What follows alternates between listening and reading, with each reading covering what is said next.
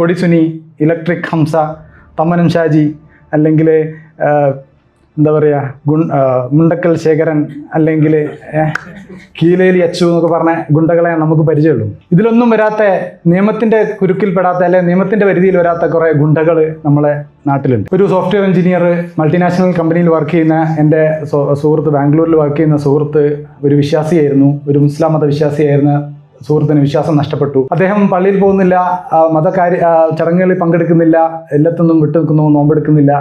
അങ്ങനെ അദ്ദേഹം അങ്ങനെയാണല്ലോ, നമ്മൾ വിശ്വാസം നഷ്ടപ്പെട്ടു കഴിഞ്ഞാൽ ഇത്രത്തോളം ബുദ്ധിമുട്ടുള്ള ഒരു കാര്യം ഈ പള്ളിയിൽ പോവുക അല്ലെങ്കിൽ അമ്പലത്തിൽ പോവുക എന്ന് പറഞ്ഞു കഴിഞ്ഞാൽ അത്രത്തോളം ഇറിറ്റേഷനുള്ള ഒരു കാര്യം വേറൊന്നുമില്ല. ഒരു ഭൂരിഭാഗം ആളുകൾക്കും മതം വെറും ഒരു ഉടായ്പാണെന്നൊക്കെയുള്ള ഏകദേശ ധാരണയൊക്കെ ആയി. ഇപ്പം അത്ര വിശ്വാസമുള്ളവന് പോലും ഒരു സംശയമുണ്ട്, ഇതൊന്നും അങ്ങോട്ട് കറക്റ്റല്ല, എന്നാലും നമുക്കിന്ന് ഫോളോ ചെയ്യാം. കാരണം നമ്മളൊരു ടീമാണല്ലോ, നമ്മളെ ഒരു സമൂഹമാണ്, നമ്മളെ സമുദായമാണ്. അപ്പോൾ സമുദായം തകർന്നു പോകരുത്, അതുകൊണ്ട് ഈ മതം നിലനിർത്തണം എന്നുള്ള ഒരു ചിന്തയാണ്. പ്രത്യേകിച്ചും മുസ്ലിം കമ്മ്യൂണിറ്റിയിലാണ് ഇതിൻ്റെ ഇൻറ്റൻസിറ്റി വളരെ കൂടുതൽ. ക്രിസ്ത്യൻ കമ്മ്യൂണിറ്റിയിലും ഉണ്ട്, താരതമ്യേന മുസ്ലിം കമ്മ്യൂണിറ്റീനെ അപേക്ഷിച്ച് കുറവാണ്. ഹിന്ദുക്കളിൽ കുറച്ച് റിലേറ്റീവ്ലി ബെറ്ററാണ്. അപ്പോൾ ഞാൻ തന്നെ സംസാരിക്കായിരുന്നു, ഒരു മതവിശ്വാസിയായിട്ട് ജനിക്കുകയാണെങ്കിൽ തന്നെ ഒരു ഹിന്ദു ആയിട്ട് ജനിച്ചവൻ വളരെ ഹാപ്പിയാണ്, ലക്കിയാണ്. അവനിപ്പോൾ പള്ളിയിൽ പോയാലും അമ്പലത്തിൽ പോയാലും കുഴപ്പമില്ല, പോയില്ലെങ്കിലും കുഴപ്പമില്ല, കുറി വരച്ചാലും കുഴപ്പമില്ല, കൊച്ചില്ലെങ്കിലും കുഴപ്പമില്ല. ഇവിടെ ഒരു ഇസ്ലാമിക് സിൻഡിക്കേറ്റ് തന്നെ കേരളത്തിൽ വർക്ക് ചെയ്യുന്നുണ്ട്. അതിൽ ഇസ്ലാമിക സംഘടനകൾ, പുരോഹിത സംഘടനകൾ, ചില മതരാഷ്ട്രീയ പാർട്ടികൾ, സുഡാപ്പികൾ, ഇവരെല്ലാം ഇതിൽ പെടും. ഇവർ ചേർന്നിട്ട് ഈ സമൂഹത്തിനെ ഇങ്ങനെ ഭരിച്ചുകൊണ്ടിരിക്കുകയാണ്.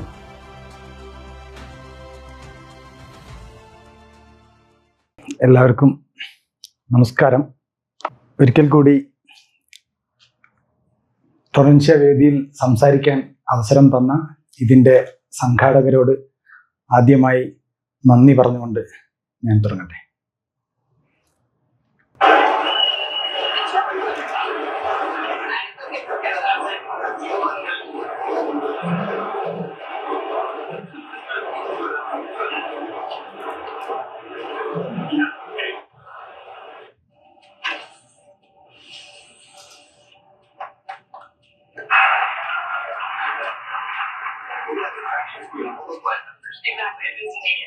Dude, I'm totally taking her with me after this demo.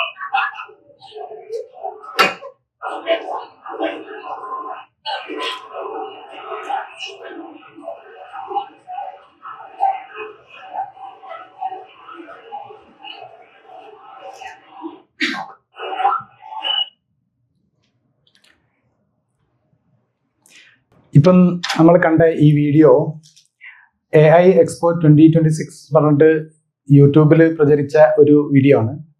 അത് ഞാനൊരു റിസർച്ച് നടത്തിയപ്പോൾ അത് ലൈവ് അല്ല, അതൊരു AI ജനറേറ്റഡ് വീഡിയോ ആണെന്നാണ് മനസ്സിലാക്കിയത്. ഇപ്പോൾ അത് ലൈവ് അല്ലെങ്കിലും സമീപ ഭാവിയിൽ അത് പ്രാക്ടിക്കലായിട്ട് ലൈവായിട്ട് നടക്കാൻ സാധ്യതയുള്ള ഒരു കാര്യമാണ്.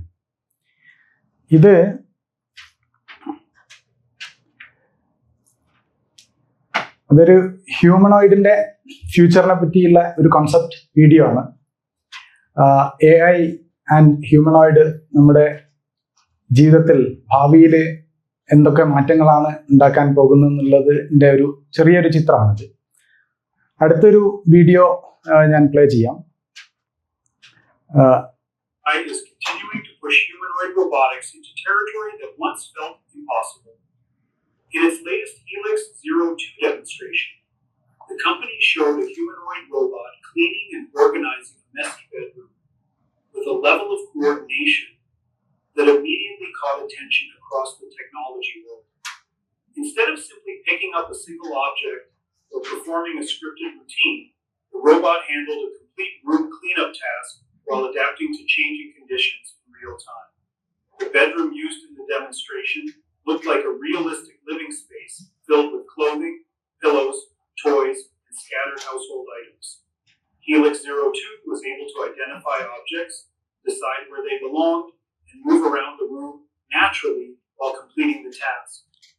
What made the demonstration impressive was the robot's ability to perform long sequences of actions without constant human intervention.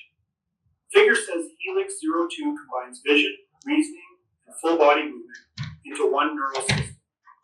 that allows the robot to understand cluttered environments and interact with unfamiliar objects.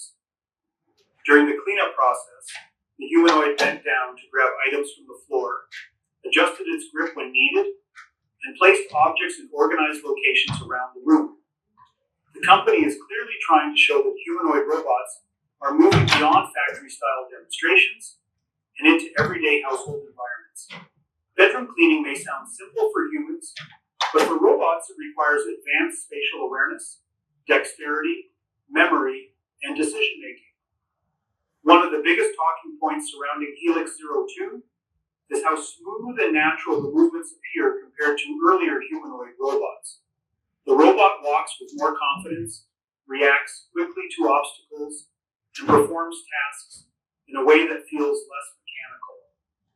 As competition in artificial intelligence robotics continues to grow, Figure AI is positioning Helix 02 as a serious step toward robots that could eventually assist people inside their homes on a daily basis. ഇത് പക്ഷേ real ആണ്. ഒരു Chinese based company humanoid demonstrate ചെയ്തതാണ്. ഇതിൽ നമ്മൾ കണ്ടു എത്ര coordinated ആയിട്ടാണ് രണ്ട് ഹ്യൂമനോയിഡുകൾ ഒരു ടാസ്ക് ചെയ്യുന്നതെന്നും ഹൗസ് ഹോൾഡ് വർക്ക് ചെയ്യുന്നതെന്നും കണ്ടു. ഇതിൽ കമ്പയർഡ് ടു പ്രീവിയസ് വീഡിയോ അവരുടെ സ്കിൻ അല്ലെ മൂവ്മെന്റ് അത്ര ഫ്ലെക്സിബിൾ അല്ല, but they are still able to coordinate and do the task very well. ഇത് ഹ്യൂമനോയിഡ് റിസർച്ച് വളരെ ഫാസ്റ്റ് ആയിട്ട് അഡ്വാൻസ്ഡ് ആയിക്കൊണ്ടിരിക്കുകയാണ്. ഇത് ഈ കോൺസെപ്റ്റും പ്രാക്ടിക്കലായിട്ട് ഇപ്പോൾ നിലവിലുള്ള ടെക്നോളജിയോട് കമ്പൈൻ ചെയ്ത് ഫ്യൂച്ചറിൽ വളരെ ഗുഡ് ലുക്കിംഗ് ആയ നമ്മളെ പോലെയൊക്കെ അല്ലെങ്കിൽ നമ്മളെക്കാളും വളരെ ബ്യൂട്ടിഫുൾ ആയിട്ടുള്ള ആളുകളുടെ രൂപത്തിൽ നമ്മളെ വീടുകളിൽ ഒരു ഹൗസ് ഹോൾഡ് ആയിട്ട് ഭാവിയിൽ വരാൻ പോകുന്ന ഒരു കാര്യമാണ്. ഇന്ന് നമ്മൾ Alexa tell me what is the weather today എന്ന് മോർണിംഗിൽ ചോദിക്കുന്ന പോലെ ഫ്യൂച്ചറിൽ രാവിലെ എണീറ്റ് അമ്മേ എൻ്റെ ഷർട്ട് എവിടെ എന്ന് ചോദിക്കാൻ നമ്മൾ ഹ്യൂമനോയിനോട് ചോദിച്ചാൽ മതിയാവും, അല്ലാതെ അമ്മേനോടോ അല്ലെങ്കിൽ വേറെ ആരോടോ ചോദിക്കേണ്ടി വരില്ല. ആ രീതിയിലാണ് നമ്മുടെ സയൻസ് ആൻഡ് ടെക്നോളജി അല്ലെങ്കിൽ AI ആൻഡ് ഹ്യൂമനോയിഡ് പുരോഗമിച്ചുകൊണ്ടിരിക്കുന്നത്. ഇത് ഒരു AI generated പിക്ചറാണ്.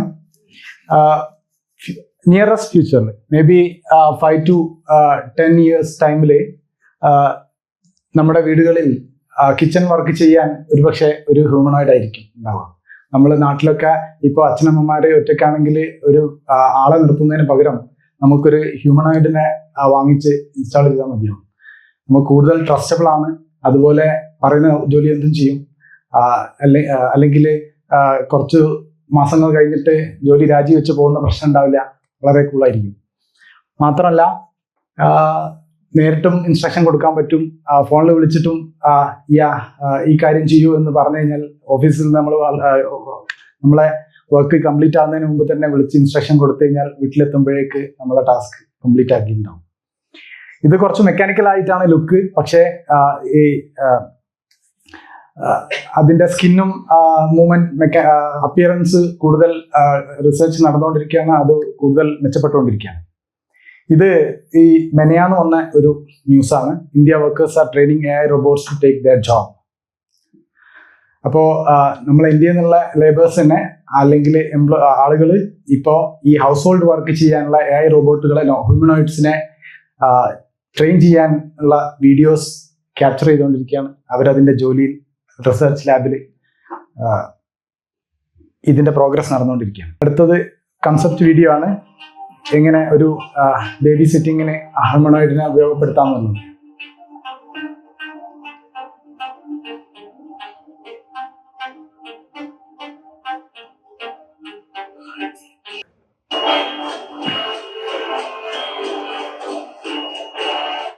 Just hear those little ting-a-ling-a-ling, ting-a-ting-a-ling-a-too, ring-a-ling-a-ling-a-ling-a-ling. It's a lovely weather for a sleigh ride together with.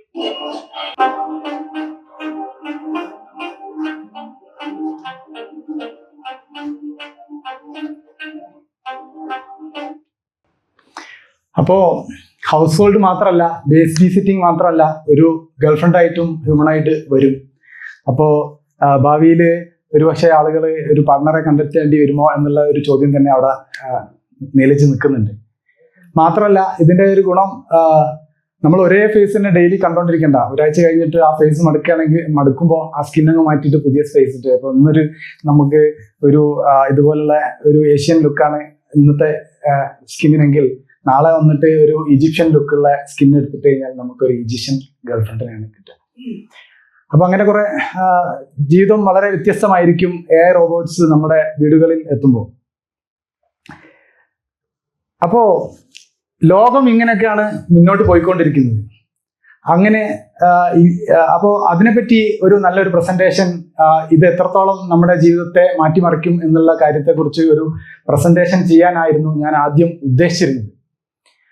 അങ്ങനെ നിൽക്കുമ്പോഴാണ് ഒരു ഇൻസിഡന്റ് ഉണ്ടായി. എൻ്റെ ഒരു സുഹൃത്തിന് ഉണ്ടായ ഒരു അനുഭവം എൻ്റെ ഈ ഒരു പ്ലാൻ മാറ്റിമറിച്ച്. ഒരു സോഫ്റ്റ്വെയർ എഞ്ചിനീയർ മൾട്ടിനാഷണൽ കമ്പനിയിൽ വർക്ക് ചെയ്യുന്ന എൻ്റെ സുഹൃത്ത്, ബാംഗ്ലൂരിൽ വർക്ക് ചെയ്യുന്ന സുഹൃത്ത് ഒരു വിശ്വാസിയായിരുന്നു. ഒരു മുസ്ലാം മത വിശ്വാസിയായിരുന്ന സുഹൃത്തിന് വിശ്വാസം നഷ്ടപ്പെട്ടു. അദ്ദേഹം പള്ളിയിൽ പോകുന്നില്ല, ചടങ്ങുകളിൽ പങ്കെടുക്കുന്നില്ല, എല്ലാത്തൊന്നും വിട്ടുനിൽക്കുന്നു, നോമ്പെടുക്കുന്നില്ല. അങ്ങനെ അദ്ദേഹം അങ്ങനെയാണല്ലോ, നമ്മൾ വിശ്വാസം നഷ്ടപ്പെട്ടു കഴിഞ്ഞാൽ ഇത്രത്തോളം ബുദ്ധിമുട്ടുള്ള ഒരു കാര്യം ഈ പള്ളിയിൽ പോവുക അല്ലെങ്കിൽ അമ്പലത്തിൽ പോവുക എന്ന് പറഞ്ഞു കഴിഞ്ഞാൽ അത്രത്തോളം ഇറിറ്റേഷനുള്ള ഒരു കാര്യം വേറൊന്നുമില്ല. അപ്പോൾ സ്വാഭാവികമായിട്ടും അതുപോലെ തന്നെ ഈ സുഹൃത്തിനും ഉണ്ടായി. അങ്ങനെ അദ്ദേഹത്തിന്റെ വീട്ടുകാരും കുടുംബക്കാരും നാട്ടുകാരും ഒക്കെ അത് നോട്ടീസ് ചെയ്തു. വലിയ ഇഷ്യൂ ആയി. അദ്ദേഹത്തെ ആളുകൾ ഹരാസ് ചെയ്യാൻ തുടങ്ങി, പള്ളിയിൽ വരാത്തതിന്. അങ്ങനെ സോഷ്യൽ ഐസൊലേഷൻ, കുടുംബത്തിൽ പ്രശ്നം, പലതരത്തിലുള്ള പ്രശ്നങ്ങൾ. അപ്പോൾ ഈ കാര്യം കൂടുതൽ അന്വേഷിച്ച് ഇതിന്റെ ഉറവിടം അന്വേഷിച്ച് പോയപ്പോൾ നമ്മൾ എത്തിച്ചേരുന്നത് ഒരു പ്രത്യേക തരം ആളുകളിലേക്കാണ്. പലതരത്തിലുള്ള ആർഗ്യുമെന്റ്സ് ആണ്. നിങ്ങൾക്ക് സ്വർഗം വേണ്ടേ, നിനക്ക് ഫാമിലി വേണ്ടേ, നിനക്ക് മരിച്ചു കഴിഞ്ഞാൽ നീ എങ്ങോട്ടാണ് പോകുന്നത്, ഇത്തരം ചോദ്യങ്ങളാണ് നമ്മളെ വേട്ടയാടുക. പക്ഷെ ഇതൊക്കെ ഒരു വെറും കെട്ടുകഥകളാണെന്നും ഇത് വെറും നുണ പ്രചരണങ്ങൾ മാത്രമാണെന്നും അവർക്കറിയില്ല. അവർക്ക് അറിയണ്ടാവും, പക്ഷെ അത് ആക്സെപ്റ്റ് ചെയ്യാൻ തയ്യാറല്ല. എങ്ങനെയാണെങ്കിലും ഇതിന്റെ ഈ പ്രചരണം നടത്താൻ ഇന്നത്തെ അവസ്ഥയിൽ ഒരു ഭൂരിഭാഗം ആളുകൾക്കും മതം വെറും ഒരു ഉടായ്പാണെന്നൊക്കെ ഉള്ള ഏകദേശ ധാരണയൊക്കെ ആയി. ഇപ്പം അത്ര വിശ്വാസമുള്ളവന് പോലും ഒരു സംശയമുണ്ട്, ഇതൊന്നും അങ്ങോട്ട് കറക്റ്റ് അല്ല, എന്നാലും നമുക്കിന്ന് ഫോളോ ചെയ്യാം. കാരണം നമ്മളൊരു ടീമാണല്ലോ, നമ്മളെ ഒരു സമൂഹമാണ്, നമ്മളെ സമുദായമാണ്. അപ്പോൾ സമുദായം തകർന്നു വരുന്നത്, അതുകൊണ്ട് ഈ മതം നിലനിർത്തണം എന്നുള്ള ഒരു ചിന്തയാണ്. ഇപ്പോൾ ഇന്ന് കേരളത്തിലെ യുവതലമുറയിൽ ജെൻസിയിലും അല്ലെങ്കിൽ ഒരു മില്ലേനിയൽസും മിഡിൽ ഏജിലും ഒക്കെ ഉള്ള ആളുകൾ ഫേസ് ചെയ്യുന്ന ഏറ്റവും ഒരു വലിയൊരു പ്രശ്നം വെച്ച് കഴിഞ്ഞാൽ, അല്ലെങ്കിൽ സമൂഹത്തിൽ മൊത്തത്തിൽ നിൽക്കുന്ന ഒരു വലിയ പ്രശ്നം എന്താണെന്ന് വെച്ചാൽ, ഈ മതവിശ്വാസം നഷ്ടപ്പെട്ട് ഈ ഒരു കൾച്ചറുമായിട്ട് മുന്നോട്ട് പോകാൻ പറ്റാത്ത വലിയ പ്രതിസന്ധി ഫേസ് ചെയ്യുന്ന അല്ലെങ്കിൽ മാനസിക പ്രതിസന്ധി നേരിടുന്ന ഒരു യുവതലമുറയും ഇതിന്ന് വിട്ടുമാറാത്ത ഒരു പ്രായമുള്ള മുതിർന്ന ആളുകളും തമ്മിലുള്ള ഒരു ഫൈറ്റാണ് വീടുകളിലും സമൂഹത്തിലൊക്കെ. പ്രത്യേകിച്ചും മുസ്ലിം കമ്മ്യൂണിറ്റിയിലാണ് ഇതിന്റെ ഇന്റൻസിറ്റി വളരെ കൂടുതൽ. ക്രിസ്ത്യൻ കമ്മ്യൂണിറ്റിയിലും ഉണ്ട്, താരതമ്യേന മുസ്ലിം കമ്മ്യൂണിറ്റീനെ അപേക്ഷിച്ച് കുറവാണ്. ഹിന്ദുക്കളിൽ കുറച്ച് റിലേറ്റീവ്ലി ബെറ്റർ ആണ്. ഇപ്പൊ ഞാൻ തന്നെ സംസാരിക്കായിരുന്നു, ഒരു മതവിശ്വാസി ആയിട്ട് ജനിക്കുകയാണെങ്കിൽ തന്നെ ഒരു ഹിന്ദു ആയിട്ട് ജനിച്ചവൻ വളരെ ഹാപ്പിയാണ്, ലക്കിയാണ്. അവനിപ്പോ പള്ളി പോയാലും അമ്പലത്തിൽ പോയാലും കുഴപ്പമില്ല, പോയില്ലേലും കുഴപ്പമില്ല, കുറി വരച്ചാലും കുഴപ്പമില്ല, കുരിച്ചില്ലേലും കുഴപ്പമില്ല, പറയും. ഇനി 2 സ്മോൾ ഇട്ടാലും കുഴപ്പമില്ല, ഇട്ടില്ലേലും കുഴപ്പമില്ല. ഒരു മുസ്ലിം എൻ്റെ സുഹൃത്തുക്കളൊക്കെ നാട്ടിലൊക്കെ ഉള്ള ഒരു സ്മോൾ ഇടണമെങ്കിൽ ബാംഗ്ലൂർ പോകണം. അപ്പൊ നമ്മൾ ബാംഗ്ലൂർ നിൽക്കുമ്പോൾ അവിടെ നിന്ന് പള്ളി കമ്മിറ്റി ഉള്ളവനൊക്കെ വരും, എന്നിട്ട് ഇവിടെ അത് കിട്ടുക ഇത് കിട്ടുക എന്നൊക്കെ ചോദിക്കും. നമുക്ക് അതിനൊന്നും സഹായിക്കാൻ പറ്റില്ല. സഹായിച്ചു കഴിഞ്ഞാൽ പിറ്റേന്ന് അടുത്ത ആഴ്ച നമ്മൾ നാട്ടിൽ ചെല്ലുമ്പോൾ ഇവൻ അവിടെ ഫുൾ ഇതാ പരിപാടി എന്ന് പറയും. അപ്പോ എനിവേ, അപ്പോൾ ഈ ഒരു ക്രൈസിസ് നമ്മളെ നാട്ടില് വളരെ പ്രൊമിനന്റ് ആയിട്ട് നിൽക്കുന്ന ഒരു അവസ്ഥയിലാണ്. അപ്പൊ ഇതിന്റെ ഉറവിടം അന്വേഷിച്ച് നമ്മൾ ചെന്ന് കഴിഞ്ഞാൽ നമ്മൾ എത്തുന്നത് ഒരു പ്രത്യേകതരം ആളുകളിലേക്കാണ്. അദൃശ്യ ഗുണ്ടകൾ. നമ്മൾ സാധാരണ കേട്ട് പരിചയമുള്ള ഗുണ്ടകൾ കുറെ ഉണ്ട്. കൊടിസുനി, ഇലക്ട്രിക് ഹംസ, തമ്മനം ഷാജി, അല്ലെങ്കിൽ എന്താ പറയാ മുണ്ടക്കൽ ശേഖരൻ, അല്ലെങ്കിൽ കീലേലി അച്ചു എന്നൊക്കെ പറഞ്ഞ ഗുണ്ടകളെ നമുക്ക് പരിചയമുള്ളൂ. ഇതിലൊന്നും വരാത്ത, നിയമത്തിന്റെ കുരുക്കിൽപ്പെടാത്ത അല്ലെ നിയമത്തിന്റെ പരിധിയിൽ വരാത്ത കുറെ ഗുണ്ടകൾ നമ്മളെ നാട്ടിലുണ്ട്. അവരാണ് സമൂഹത്തെ ഭരിക്കുന്നതും നമ്മുടെ രാഷ്ട്രീയക്കാരെ ഭരിക്കുന്നതും ഗവൺമെന്റിനെ ഭരിക്കുന്നതും എല്ലാം ഇവരാണ്.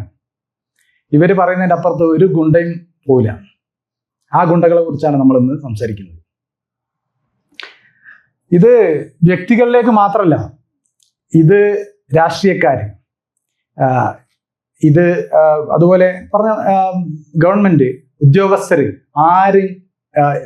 ആർക്കും ഇവർക്കെതിരെ സംസാരിക്കാനോ അല്ലെങ്കിൽ ഇവർ പറയുന്നതിന് അപ്പുറം എന്തെങ്കിലും കാര്യങ്ങൾ ചെയ്യാനോ ധൈര്യമല്ല. അത്തരം പുരോഹിത ഗുണ്ടകളെ കുറിച്ചാണ് ഞാൻ ഇന്ന് നിങ്ങളെ മുന്നിൽ അവതരിപ്പിക്കാൻ ശ്രമിക്കുന്നത്. ഈ അവസരം ജനങ്ങളുടെ ഒരു ശ്രദ്ധ പിടിച്ചു പറ്റാനും ഞാൻ ശ്രമിക്കുന്നത്. അടുത്ത കാലത്ത് എൻ്റെ നാട്ടിൽ ഒരു സംഭവം ഉണ്ടായി. ഒരു DYFIന്റെ ഏരിയ കമ്മിറ്റി, അതോ local committee area committee president കഴിഞ്ഞ മുമ്പത്തെ ബലിപെരുന്നാളിന് ഒരു ഫേസ്ബുക്ക് പോസ്റ്റ് ഇട്ടു. ഈ എന്താ സ്റ്റേറ്റ്മെന്റ് ഞാൻ കറക്റ്റായിട്ട് ഓർക്കുന്നില്ല. കുറെ ബലിയിറക്കുന്നു, അങ്ങനെ കാര്യങ്ങൾ ചെയ്യുന്നു, ഇതിൽ എന്ത് ത്യാഗമാണ് ഉള്ളതെന്നാണ്. ഇപ്പൊ ബലിപെരുന്നാൾ പൊതുവെ ത്യാഗത്തിന്റെ പെരുന്നാൾ എന്നൊക്കെയാണ് വിശ്വാസികൾ പറഞ്ഞു വരുത്തുന്നതും അവരുദ്ദേശിക്കുന്നതും. അപ്പോൾ ഇതിലെന്ത് ത്യാഗമാണെന്ന് DYFIന്റെ ഒരു ഏരിയ പ്രസിഡന്റ് ഒരു FB പോസ്റ്റ് ഇട്ടു. അത് കുറച്ച് വിശ്വാസികൾ കണ്ടുപിടിച്ചു. അവിടുത്തെ കുറെ പുരോഹിതന്മാര് അത് ഏറ്റുപിടിച്ചു. എന്നിട്ട് പുതുപ്പാടി മേഖലയിലുള്ള ഒരു സ്ഥലത്ത്, കൈതപ്പൊയിൽ നിന്ന് പറഞ്ഞ സ്ഥലത്ത് അവര് സ്റ്റേജ് കെട്ടി വലിയ പ്രസംഗവും കോലാഹലമൊക്കെ നടത്തി. ഒടുവിൽ CPM മാപ്പ് പറഞ്ഞു. ആ DYFI നേതാവിനെ ആ സ്ഥാനത്ത് നിന്ന് മാറ്റി. ഈ അന്ധകാരത്തിന് ഒരു ക്ലാരിഫിക്കേഷൻ കൊടുക്കാൻ ഈ കേരളം ഭരിച്ച രാഷ്ട്രീയ പാർട്ടിക്ക് ധൈര്യമില്ല. പകരം അറിയാതെ അയാളെ ഒരു ഇന്നസെന്റ് ആയ മൈൻഡിൽ വന്ന പോസ്റ്റ് അവിടെ എഴുതിപ്പോയത് ആ കുറ്റം അയാൾ ചെയ്തുകൊണ്ട്, കുറ്റമല്ല, അയാൾ അറിയാതെ അയാളെ മനസ്സൊന്ന് തുറന്നുപോയി, അതിന് അയാളെ ആ സ്ഥാനം തെറിച്ചുപോയി. അതിനുശേഷം വേറൊരു ഇൻസിഡന്റ് ഉണ്ടായി. ഒരു വ്യക്തി അയാളുടെ സുഹൃത്തിന് ഒരു ആർഗ്യുമെന്റ്, മുഹമ്മദിനെ പറ്റി ചെറിയൊരു ആർഗ്യുമെന്റ് വോയിസ് ആയിട്ട് അയച്ചു.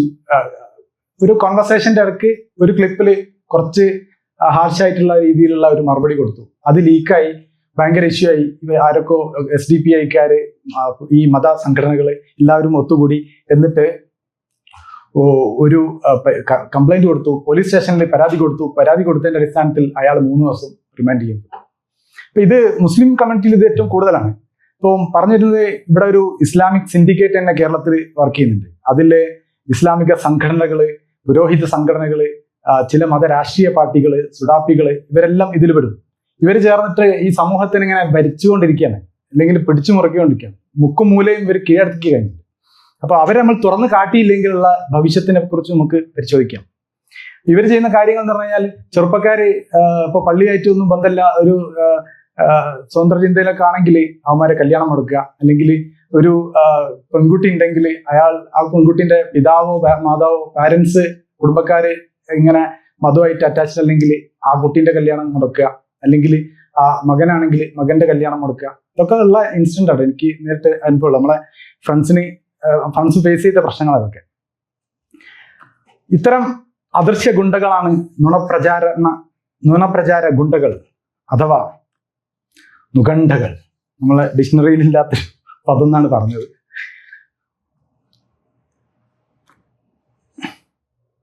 അല്ലെങ്കിൽ മതപ്രചാര ഗുണ്ടകൾ. അപ്പോ ഈ ഒരു അവസരത്തിൽ ഇവിടെയുള്ള എല്ലാവർക്കും മതം എന്താണെന്നൊക്കെ നല്ല അറിവുണ്ടാവും. എന്നാലും പൊതുവെ എല്ലാവർക്കും വേണ്ടിയിട്ട് മറ്റുള്ള ഇത് കേൾക്കാൻ ആർക്കെങ്കിലും കേൾക്കാൻ സാഹചര്യം വന്നാൽ അവർക്ക് വേണ്ടിയിട്ട് എന്താണ് മതം, എങ്ങനെയാണ് മതം രൂപപ്പെട്ടത് എന്ന് ഉള്ള ഒരു ബോധ്യമില്ലാത്തത് കൊണ്ടാണ് ജനങ്ങൾ ഇത്തരം പ്രവർത്തനങ്ങൾക്ക് കൂട്ടുനിൽക്കുന്നത്. നമുക്കറിയാം, ജനാധിപത്യമോ അല്ലെങ്കിൽ ഒരു വ്യക്തമായ സാമൂഹിക ചുറ്റുപാടുകളോ നിയമവ്യവസ്ഥയോ ഇല്ലാത്ത ഒരു കാലഘട്ടത്തിൽ അന്നത്തെ ഒരു നേതാവ് അല്ലെങ്കിൽ അന്നത്തെ ഒരു മൂപ്പൻ ആ ഒരു സമൂഹത്തെ നല്ല രീതിയിൽ നിർത്താനോ അല്ലെങ്കിൽ ലോ ആൻഡ് ഓർഡർ സിസ്റ്റം ഉണ്ടാക്കാനോ അല്ലെങ്കിൽ പല ചോദ്യങ്ങൾക്കും ജനങ്ങളുടെ സാധാരണ പ്രപഞ്ച സത്യങ്ങളെക്കുറിച്ചുള്ള ചോദ്യങ്ങൾക്ക് മറുപടി പറയാൻ സാധിക്കാത്ത ഒരു കാലത്ത് ആ ഒരു പ്രജകളെ തൃപ്തിപ്പെടുത്താൻ വേണ്ടി എഴുതി വെച്ചതോ പറഞ്ഞതോ ആയ കുറെ ചിന്തകളും ആചാരങ്ങളും ആണ് ഈ മതങ്ങൾ എന്നുള്ള ഒരു യാഥാർത്ഥ്യം മനസ്സിലാക്കാത്തതുകൊണ്ട് മാത്രമാണ് ഇന്നും ഈ അന്ധകാരത്തിന് ഇത്രയും പ്രസക്തിയും ആളുകൾ ഇതിനെ ഫോളോ ചെയ്യുന്നതും. സ്വാഭാവികമായിട്ടും നമ്മൾ ഇതൊക്കെ ജനങ്ങളെ ബോധ്യപ്പെടുത്തുകയും ഇത്തരം അന്ധകാരത്തിൽ നിന്ന് ജനങ്ങളെ മോചിപ്പിക്കുകയും ചെയ്യേണ്ടതുണ്ട്. നമുക്ക് അതിൻ്റെ കടമയുണ്ട്. ഇപ്പം ഇസ്ലാമിനെ പറ്റി പറയുകയാണെങ്കിൽ ഞാനൊക്കെ പണ്ട് വിശ്വസിച്ചത് എന്തായെന്ന് വെച്ച് കഴിഞ്ഞാൽ പ്രവാചകൻ മുഹമ്മദ് ഉണ്ട്, ദൈവത്തിൻ്റെ ദൂതൻ, ദൈവം നേരിട്ട് ഒരാളെ വിട്ടിട്ട് ദൂതനോട് ഇങ്ങനെ കാര്യങ്ങൾ ഇൻസ്ട്രക്ഷൻ കൊടുക്കുന്നു, അത് നമ്മളിലേക്ക് പ്രചരിപ്പിക്കുന്നു. അപ്പോൾ ദൈവദൂതൻ വളരെ മാന്യനും വളരെ ഐഡിയൽ ആയിട്ടുള്ള മാനവരിൽ മഹോന്നതനാണ് എന്നുള്ള വിശ്വാസമായിരുന്നു. യഥാർത്ഥത്തിൽ അങ്ങനെയാണോ? അങ്ങനെ അല്ല എന്നാണ് നമുക്ക് ബോധ്യപ്പെട്ടത്. അത് നമ്മൾ മറ്റുള്ളവർക്കും പറഞ്ഞു കൊടുക്കുകയാണ്. ഇപ്പൊ ഇസ്ലാമിന്റെ കാര്യത്തിലാണെങ്കിൽ അള്ളാഹ് എന്നുള്ള പേര് തന്നെ ഈജിപ്ഷ്യൻ ഗോഡ് ലാ എന്ന ഗോഡ് ദൈവത്തിൽ നിന്നും എടുത്തതാണെന്ന് ചരിത്രകാരന്മാർ പറയുന്നു. അതുപോലെ ഇസ്ലാമിക വിശ്വാസപരമായ ഫാസ്റ്റിംഗ്, അതുപോലെ പല ആചാരങ്ങളും അന്നത്തെ ഗോത്ര ഗ്രൂപ്പുകളിൽ നിന്നും അല്ലെങ്കിൽ പല ഗോത്രങ്ങളുടെ അന്നത്തെ ആചാരങ്ങളിൽ നിന്നും കടമെടുത്തതാണെന്നും നമുക്ക് മനസ്സിലാക്കാൻ പറ്റും. പക്ഷെ ഇന്ന് നമുക്ക് ജനാധിപത്യമുണ്ട്, വ്യക്തമായ നിയമവ്യവസ്ഥകളുണ്ട്, കോൺസ്റ്റിറ്റ്യൂഷൻ ഉണ്ട്, അതുപോലെ പോലീസ് ഉണ്ട്, പട്ടാളമുണ്ട്, വളരെ ഭംഗിയായിട്ടുള്ള സംവിധാനങ്ങളെല്ലാം ഉണ്ട്. അപ്പോൾ ഇക്കാലത്തും അന്ന് ഏതോ ഒരു ഗോത്ര തലവൻ ഉണ്ടാക്കി വെച്ച ആ കാലത്ത് മാത്രം പ്രസക്തമായ ഇത്തരം ആചാരങ്ങൾ പിന്തുടരേണ്ടതുണ്ടോ എന്നാണ് നമ്മൾ ചിന്തിക്കേണ്ടത്. അടുത്തതായിട്ട് ഇവർ നുണപ്രചാര ഗുണ്ടകളാണെന്ന് പറയുമ്പോൾ ഇവർ യഥാർത്ഥത്തിൽ നുണ പ്രചരിപ്പിക്കുന്നുണ്ടോ എന്നാണ് നമ്മൾ പരിശോധിക്കേണ്ടത്. അപ്പോൾ ഒരുപാട് തരത്തിലുള്ള നുണകളാണ് പറയുന്നത്. വിശ്വാസത്തെക്കുറിച്ച്, സ്വർഗത്തെക്കുറിച്ച്, നരകത്തെക്കുറിച്ച് ഭയപ്പെടുത്താൻ വേണ്ടിയാണ് അവർ പറയുന്നു.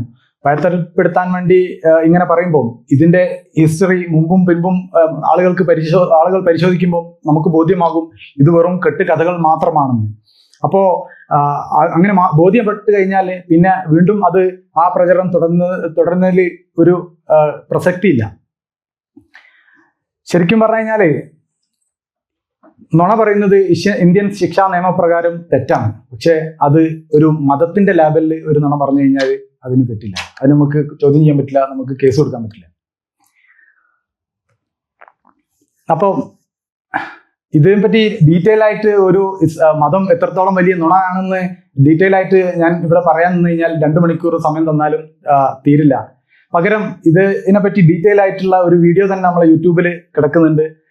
ശ്രീ ജാഫർ ചളിക്കോട് എന്ന ഒരു വ്യക്തി ചെയ്ത ഒരു വീഡിയോ ഉണ്ട്, ഇസ്ലാം ഒരു വലിയ നുണ അല്ലെങ്കിൽ ഒരുവന്റെ വലിയ നുണ എന്നുള്ളത്. അത് താല്പര്യമുള്ളവർക്ക് ആ വീഡിയോ എടുത്ത് കണ്ടു കഴിഞ്ഞാൽ കൂടുതൽ കാര്യങ്ങൾ മനസ്സിലാക്കാൻ സാധിക്കും. എന്ത് തന്നെയാണെങ്കിലും ഒരു കാര്യം ഒറ്റ വാക്കിൽ പറയാൻ പറ്റും, ഇത് ഒരു കാലത്ത് പ്രവാചകൻ എന്ന പേരിൽ അവതരിച്ച് ഒരു ആൾദൈവം പോലെ ചമഞ്ഞ് സ്വന്തം ഇംഗിതത്തിന് വേണ്ടിയിട്ട് പല കാര്യങ്ങളും ചെയ്ത ഒരാൾ അടച്ചുവിട്ട ഒരുപാട് കെട്ടുകഥകളുടെയും നുണയുടെയും കൂമ്പാരമാണ് ഇസ്ലാം മതം. അതുപോലെ തന്നെ മറ്റു മതങ്ങളും. അത് ഈ കാലത്തും ഈ AI ഹ്യൂമനോയിഡ് യുഗത്തിലും നമ്മൾ മനസ്സിലാക്കാൻ തയ്യാറായില്ലെങ്കിൽ നമ്മൾ 6-ാം നൂറ്റാണ്ടിൽ നിന്നും അല്ലെങ്കിൽ 2000 വർഷങ്ങൾക്ക് മുമ്പോ അല്ല 5000 വർഷങ്ങൾക്ക് മുമ്പോ ഉള്ള ഒരു സാഹചര്യത്തിൽ നിന്നും നമുക്ക് മുക്തമാകാൻ സാധിച്ചില്ല എന്നാണ് നമുക്ക് ബോധ്യമാവുക. അടുത്തത് നമ്മുടെ പ്രവാചകൻ. ഈ പ്രവാചകന്റെ പേരിലാണല്ലോ നമ്മളെ ഇസ്ലാം മതം നിലനിൽക്കുന്നത്.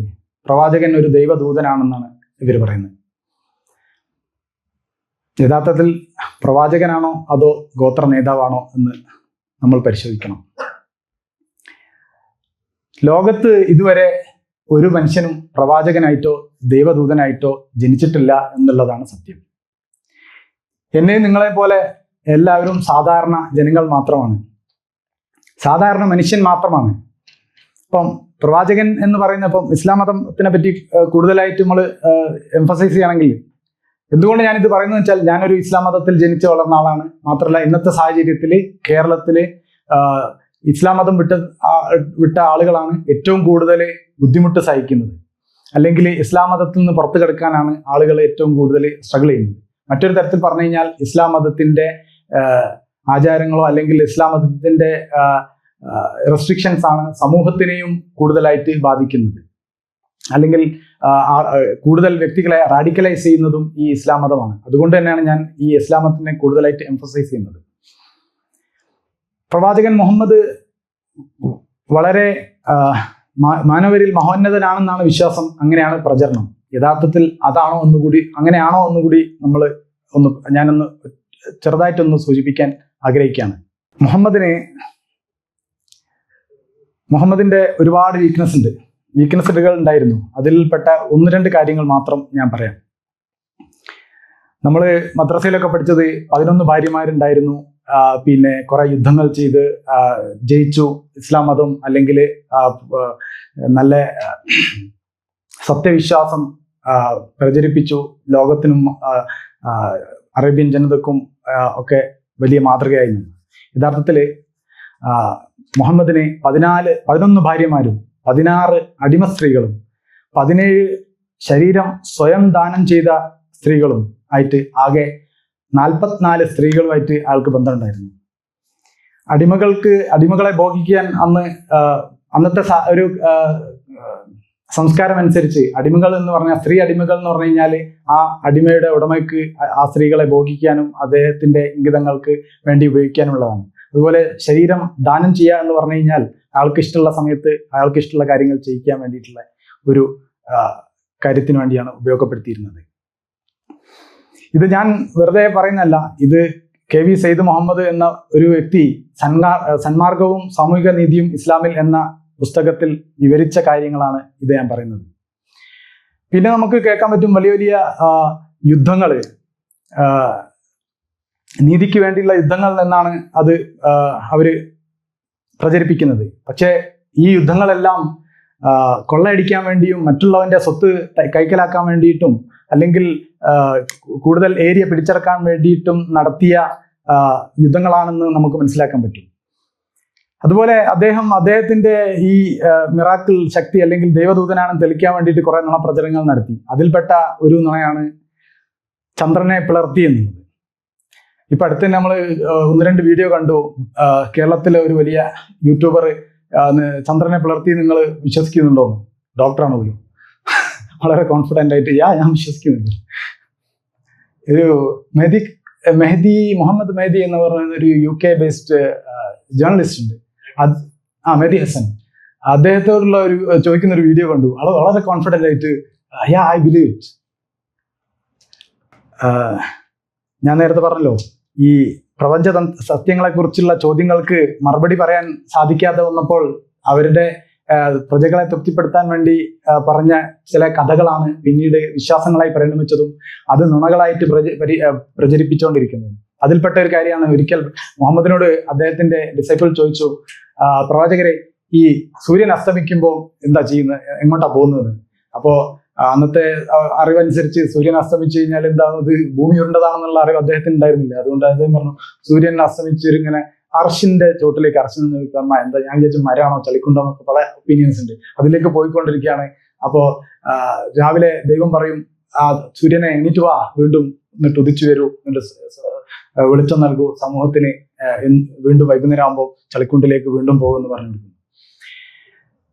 അങ്ങനെ ഈ ഭൂമി ഉരുണ്ടതാണെന്ന് ഉള്ള ബോധ്യം അദ്ദേഹത്തിനില്ല.